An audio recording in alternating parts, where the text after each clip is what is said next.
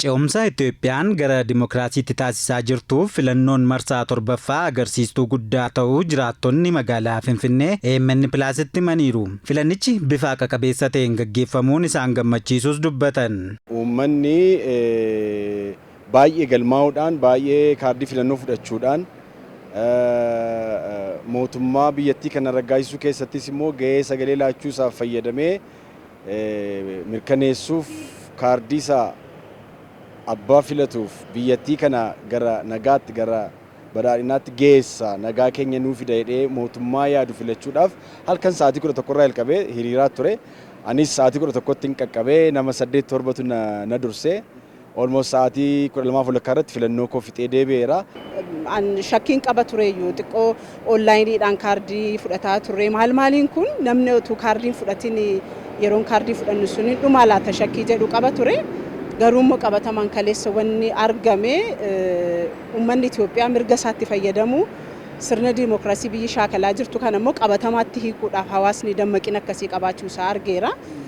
Kun waan guddaadha. Kaleessa sagalee gaafa kennitu hiriirri isaa baay'ee guddaa ture. Even boordiin filannoo sa'aatiin filannoo sa'aatii 12 booddee lakkannitti fufu ergaa labsee asittis amma sa'aatii 6tti namni akka filataa ture odeeffannoo qaba. Baay'inni uummata hirmaatee fi dadammaqiinsi uumame kan abdii isaanitti hore ta'uu kan dubbatan jiraattonni kunneen karaa bilisa ta'een paartii fedhan filachuu danda'uun isaanii agarsiistuu shaakala sirna dimookiraasii biyyattii ta'uus ibsan. Aangoon kaardiirraa burqaa, aangoon sagalee koorraa burqaa, aangoon dimookiraasiin ani guddifachaa deemu keessaa burqa malee afaan qawweerraa hin burqu jedhee sodaa tokko malee bahee dhiibbaan alaas keessaas otoo isan jeeqiin sagalee isaa kennuunsaa hiikkoonsaa kana dhedhee yaada. Yoo xiqqaate biyyi keenya biyya mootummaa filannoodhaan aangoo siyaasaa qabatee yookiin aangoo bulchiinsaa qabatee akka inni bulchu eeyyantaa uummanni agarsiisaa jiru waan agarsiisuufi hanga tokko ammayyummaatti siqaa jirra. Mirga keenyatti fayyadamutti deemaa jirra. Bilisaan hundisaa namni kan fedhii isaatii kan inni irratti mallattoo godhee gashatu namni kana godhe yookaan sana godhe jedhu tokko iyyuu hin jiru. Fedhii isaatiin bilisaan kan inni ba'ee ofii isaatiin kan inni filachuu danda'u kan naataa jedhe irratti kan inni mallattoo godhatee keessa gochuu danda'u malee ammaan argetti kan taajjabee namni kana godhe namaan jedhus yeroo sanatti nagadee jechuudha.